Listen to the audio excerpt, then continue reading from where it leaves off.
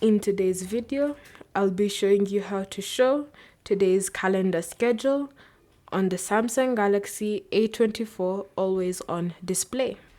So first, open settings, and under settings, scroll down and select lock screen. Under lock screen, tap on always on display.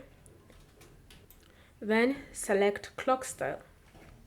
Under clock style, tap on the more icon here, and then you should see this option next to the calendar always on display for schedule.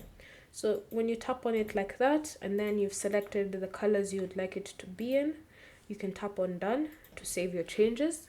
And you'll notice that when you go to your always on display, it will now show you the day's calendar schedule, meaning you won't have to switch on your phone and access the calendar to see what's going to be happening or what you have scheduled.